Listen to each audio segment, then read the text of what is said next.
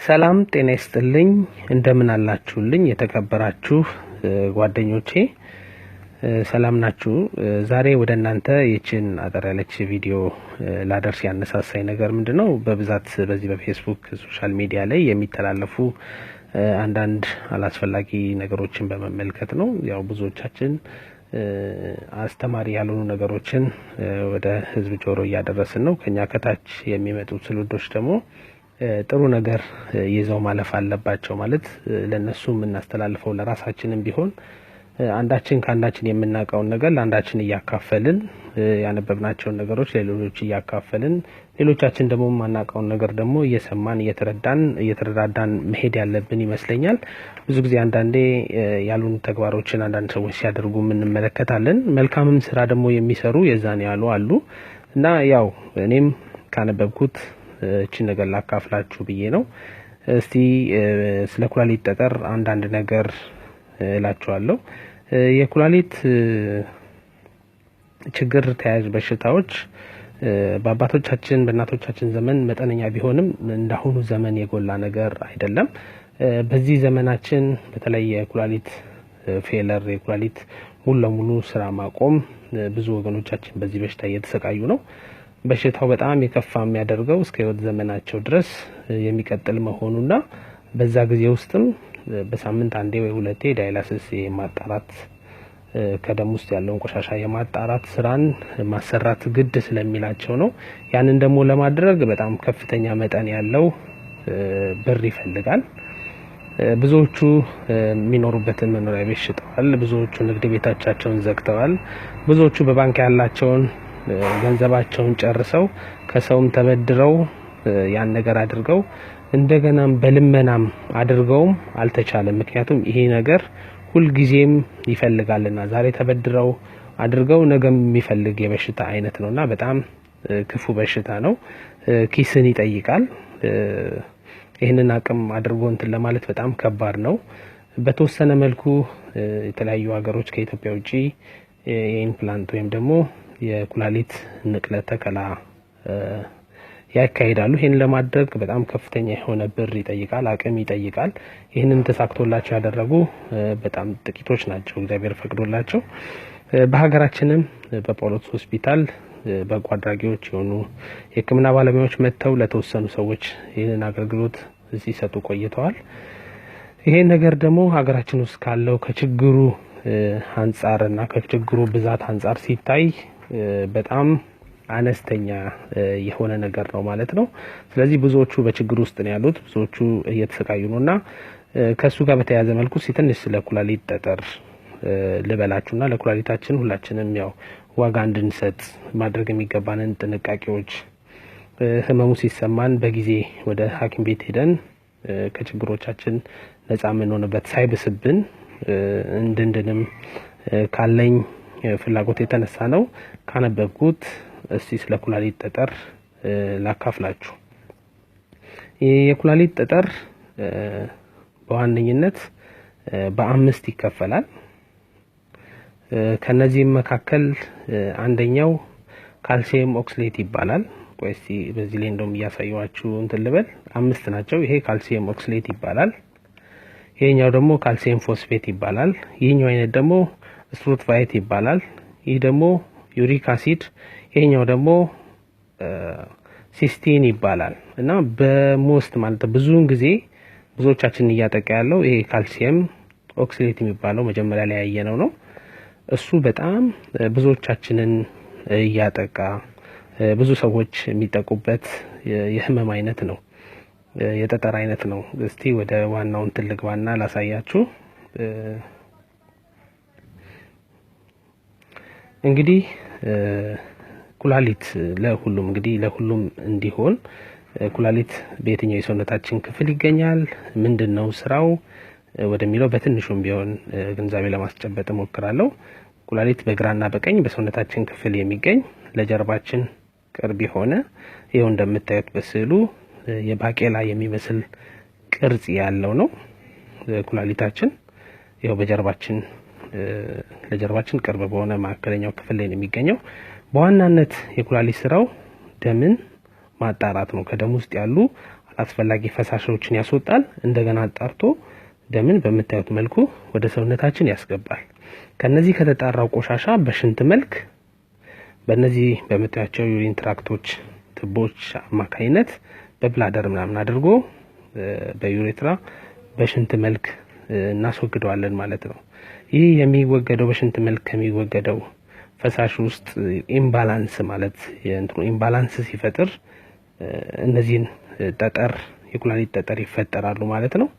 እነዚህ የኩላሊት ጠጠሮች በሽንት ይህን ችግሮች ሊያመጡ የሚችሉት ምንድነው? አንደኛ ውሃ በቂ ውሃ ለመጠጣት ነው።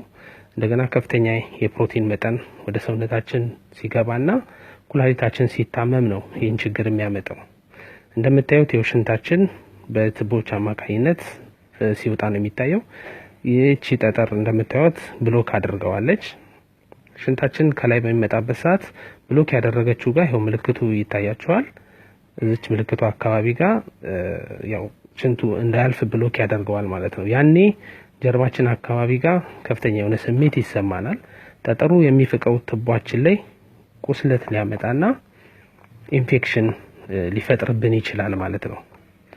ያ ኢንፌክሽን የሆነ ኦብስትራክሽን ይኖረዋል ማለት ነውና ያንን ነገር እንግዲህ ከፍ ያለ ደረጃ ቶሎ ካልደረስንበት ሌሎች ህክምናዎች ሌሎች አንቲባዮቲኮችን እንድንወስድ ሊያስገድደን ይችላል። ከዛ በተረፈ ግን የኩላሊት ጠጠርን ለማስወገድ ቫይብሬሽን እንደምታዩት ቫይብሬሽን በመጠቀም ኩላሊቱ እንዲበተንና በሽንት መልክ በዚህ መልኩ እንዲወጣ ይደረጋል። ሌላኛው ደግሞ ከጀርባ ነው። ከጀርባችን በኩል ደግሞ ተቀዶ በሌዘር በጨረር መልክ ማለት ነው ያው ሲበተን ታዩታላችሁ። በዛ መልኩ ጠጠሩ እንዲበተን ተደርጎ እሱም በሽንት መልክ ይወጣል። ሌላው ቴሌስኮፒ ነው። ቴሌስኮፒክ ቲዩብ ደግሞ እንደምታዩት በዩሬትራ በኩል አድርጎ ገብቶ ጠጠሩ ድረስ ደርሶ ከዛ እሱ እንዲፈርስ ያደርገውና ተበትኖ ይወጣል ማለት ነው በሽንት መልክ። ሌላው እንግዲህ ስለ ኩላሊት የተወሰነ ነገር ለማለት ፈልጋለሁ። የኩላሊት ጠጠር ወይም ኪድኒ ስቶን የኩላሊት ጠጠሮች ጠጣሪ ሆኑ ትናንሽ ዝቃጮች ሲሆኑ የተሰሩትም ከሚነራልና ከአሲድ ሰልት ነው።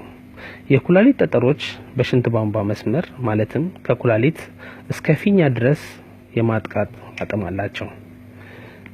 የኩላሊት ጠጠር ምንም አይነት ምልክት ሳያሳዩ መቆየት የሚችል ሲሆን ከኩላሊት ተነስቶ በሽንት ማስወገጃ መስመር እስከ ፊኛ ድረስ ሊያደርግ በሚችለው ጉዞ ምክንያት ምልክቶቹ መታየት ይጀምራሉ።